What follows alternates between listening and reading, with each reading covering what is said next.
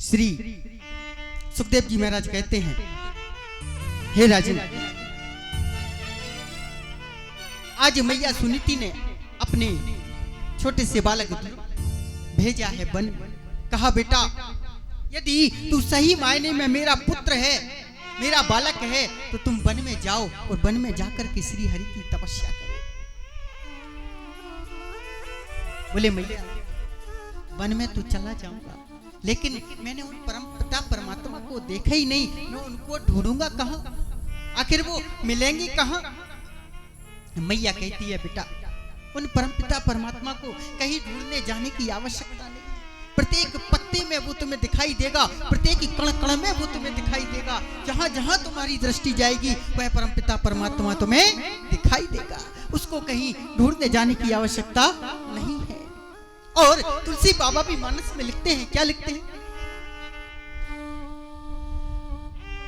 हरि व्यापक सर्वतो समाना, हरि व्यापक वस्त्र समाना, हरि व्यापक सर्वत्र समाना, हरि व्यापक वस्त्र समाना, मित प्रकट होई में जाना, प्रकट होई में जाना। और मेरा सुंदर चले हैं माँ की आज्ञा पाकर के माँ को साष्टांग प्रणाम किया और वन में जैसे ही पहुंचे हैं,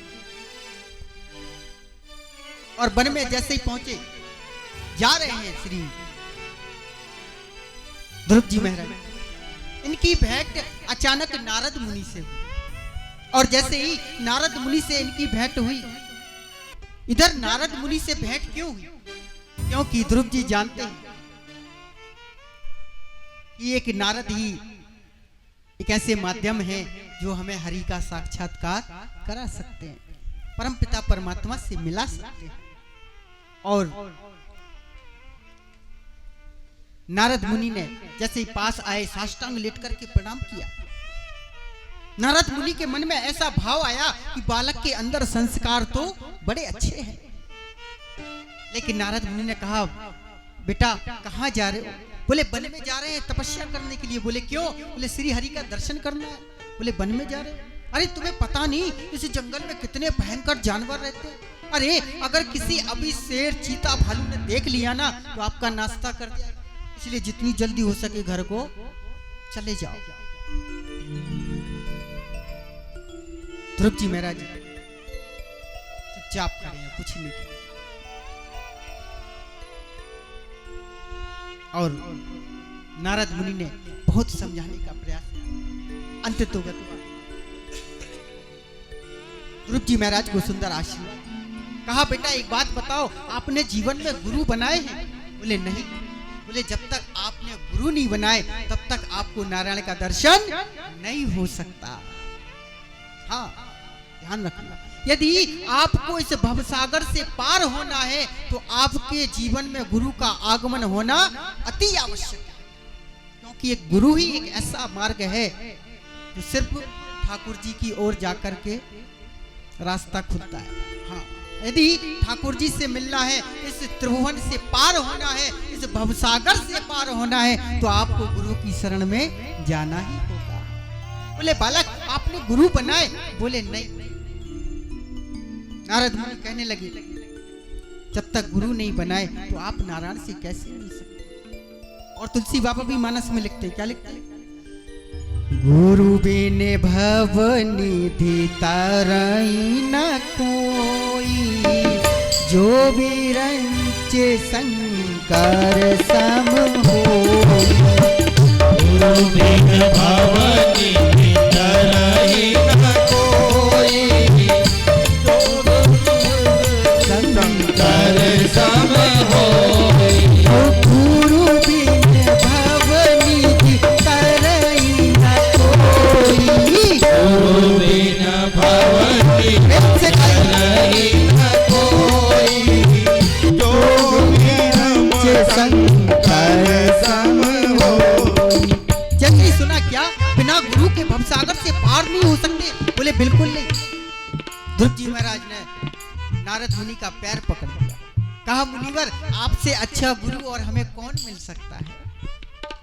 तुरंत नारद मुनि प्रसन्न हो गए इस ध्रुव जी महाराज के भक्ति भाव से, और ध्रुव जी महाराज के कान में गुरु मंत्र फूंक दिया और कहा बेटा जाओ और यमुना में डुबकी लगाना, यमुना में स्नान करने के बाद वृक्ष के नीचे खड़े होकर के इस गुरु मंत्र का जाप करना। मैं तुम्हें वचन देता हूँ एक दिन श्री हरि स्वयं आकर के तुम्हें दर्शन देंगे।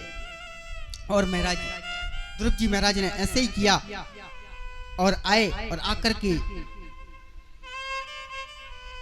यमुना में स्नान किया और एक वृक्ष के नीचे आकर के गुरु मंत्र का जाप किया। अच्छा, कौन कौन ठाकुर जी का दर्शन करना चाहता है? हाथ उठाओ।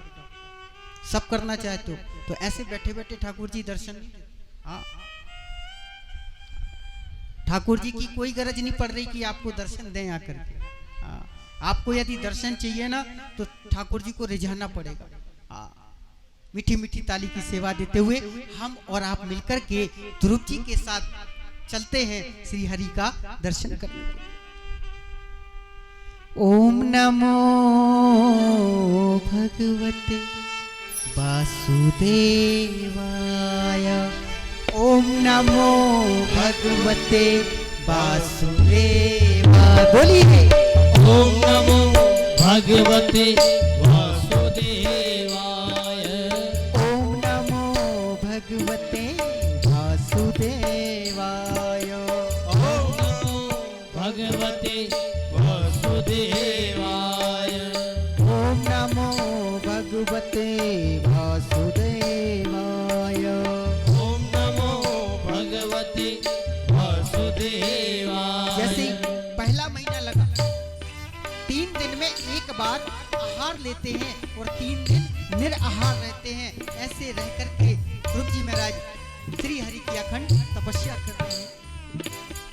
ओम नमो भगवते वासुदेवाय, ओम नमो भगवते वासुदेवाय, ओम नमो भगवते वासुदेवाय, ओम नमो भगवते वासुदेवाय, ओम नमो भगवते वासुदेवाय, ओम नमो भगवते वासुदेवाय, ओम नमो भगवते वासुदेवाय।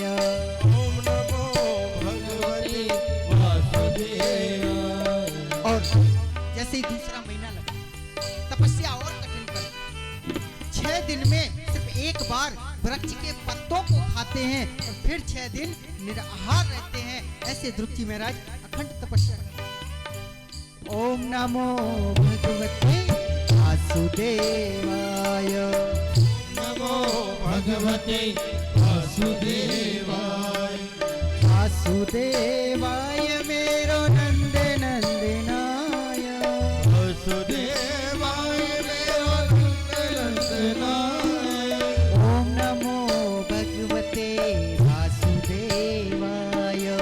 ओम नमो भगवते वासुदेवाय। सुखदेव जी कहते हैं राजे अखंड तपस्या चल रही है, ध्रुव जी महाराज कर रहे हैं।